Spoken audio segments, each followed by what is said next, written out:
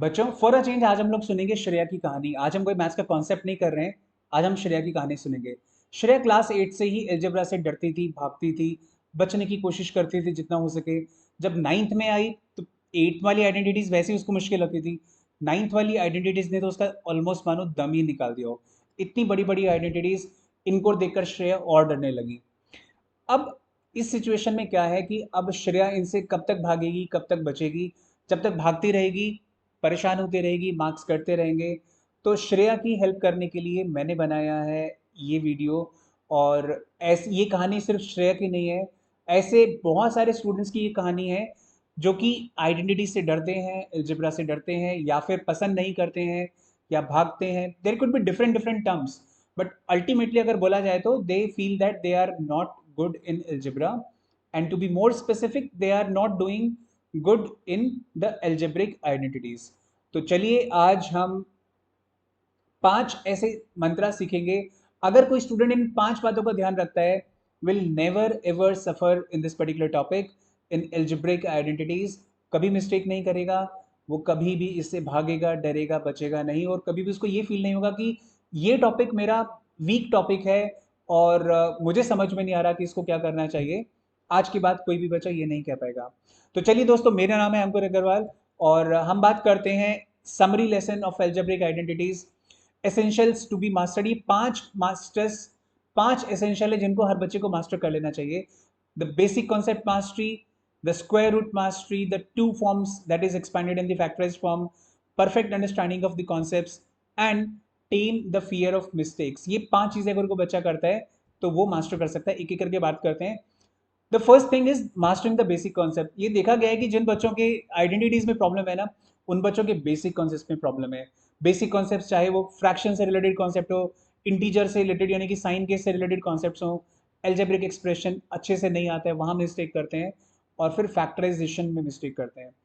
अगर ये basic concept missing है तो बेटा आप कभी भी एल्जेब्रिक आइडेंटिटीज को मास्टर करना तो छोड़ दो, उसमें आप हमेशा फियरफुल ही रहोगे। आप लोगों की हेल्प करने के लिए मैंने बनाया है सिली मिस्टेक्स का सॉल्यूशन। इसके अंदर सारे के सारे बेसिक कॉन्सेप्ट्स हैं। ये 15 वीडियोस की सीरीज है, अगर आप ये देख लेते हैं तो ये करने के बाद this is what you can do, आप बेसिक कॉन्सेप्ट की मास्टरी कर सकते हो। नंबर 2, स्क्वायर रूट की मास्टरी करना बहुत ज्यादा जरूरी है, क्योंकि इसमें स्क्वायर रूट के कॉन्सेप्ट्स यूज हो रहे हैं। और जहां पे भी स्क्वायर रूट के कॉन्सेप्ट्स यूज होंगे, आपको अगर मास्टरी नहीं है आपकी, तो आप जैसे स्क्वायर रूट देखोगे, डरोगे, भागने की कोशिश करोगे, बचने की कोशिश करोगे। This is what is going to happen with you. So if you really want to be good in the algebraic expressions और एल्जेब्रिक आइडेंटिटीज, उसमें भी कुछ क्वेश्चंस हैं जिनमें स्क्वायर रूट यूज होता है। So you must master the square roots. उसके लिए मैंने एक और वीडियो बनाया है जो कि नंबर सिस्टम में है, क्लास 9 में ही नंबर सिस्टम यूज होता है। So how to add multiply the basic concepts of dealing with the square roots. तो जाके ये वाला वीडियो देख लो, ये वाली प्रॉब्लम भी सॉल्व हो जाएगी। Then third thing is perfect understanding of the two forms. ये टू फॉर्म्स क्या होती हैं? एक होती है एक्सपैंडेड फॉर्म और दूसरी होती है फैक्टराइज्ड फॉर्म। इसको अच्छे से समझने की कोशिश करते हैं। मेरा इससे कहने का मतलब क्या है, देखो अगर मैंने ऐसे लिखा x+2 इंटू x+2, तो ये आपको ध्यान देना चाहिए, यहाँ पर दो फैक्टर्स हैं जो आपस में मल्टीप्लाई हो रहे हैं, राइट? तो this is called the factorised form. और दूसरी फॉर्म होती है जब इसी को आप एक्सपैंड करेंगे, you will get x² + 4 + 4x, right? तो अगर ये वाली कोई फॉर्म होती है तो this is called expanded form.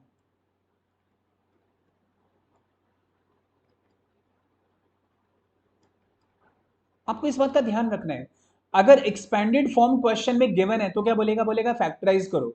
जो ऑलरेडी एक्सपैंडेड है उसको दोबारा एक्सपेंड करने के लिए तो नहीं बोलेगा। जो ऑलरेडी फैक्टराइज है उसको दोबारा फैक्टराइज करने के लिए नहीं बोलेगा। तो यानी कि अगर एक्सपैंडेड फॉर्म में होगा तो क्या क्वेश्चन होगा? क्वेश्चन होगा फैक्टराइज। और अगर क्वेश्चन ऑलरेडी फैक्टराइज फॉर्म में है तो आपको क्या बोलेगा? बोलेगा एक्सपैंड। एक्सपैंड करने के लिए बोल सकता है, इवेलुएट करने के लिए बोल सकता है। और ये जरूरी नहीं है कि x+2 इंटू x+2 की फॉर्म में हो। अगर 2 × 2 रहता है तो हम इसको 2² लिख सकते हैं, करेक्ट? ऐसे ही x+2 इंटू x+2 है तो उसको x+2² लिख सकते हैं। दैट मीन्स अगर क्वेश्चन यहां से आ रहा है तो बोलेगा एक्सपैंड करो, और क्वेश्चन अगर उधर से आ रहा है तो बोलेगा फैक्टराइज करो। ये सिर्फ यहाँ पे एप्लीकेबल नहीं है, ये बात एप्लीकेबल और भी जगह पर एप्लीकेबल है। जैसे बड़े बड़े क्वेश्चन होते हैं, फॉर एग्जाम्पल आइडेंटिटी नंबर 8 वाले क्वेश्चन है, उसमें बोल रहा है x³ + y³ plus Z cube minus 3xyz।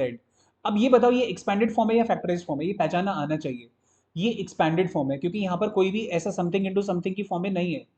हाँ, जब हम इसको इधर देखते हैं तो इसका R H S is something like this, X plus Y plus Z plus something something something. तो यहाँ पर दो फैक्टर्स नजर आ रहे हैं, ये फैक्टराइज्ड फॉर्म है। तो जब क्वेश्चन यहाँ पर होगा और ये निकालने के लिए बोलेगा तो क्या बोलेगा, फैक्टराइज। ये अंडरस्टैंडिंग अगर आपको है तो इसमें आप कभी मिस्टेक नहीं करेंगे, क्योंकि बच्चों की बहुत सारी मिस्टेक इसके अराउंड होती है। बच्चे यहाँ से क्वेश्चन स्टार्ट करते हैं, यहाँ पहुंचते हैं, यहाँ से दोबारा यहाँ पहुंच जाते हैं। अगर आपने भी मिस्टेक कभी की है, so give me a smiley in the comment box.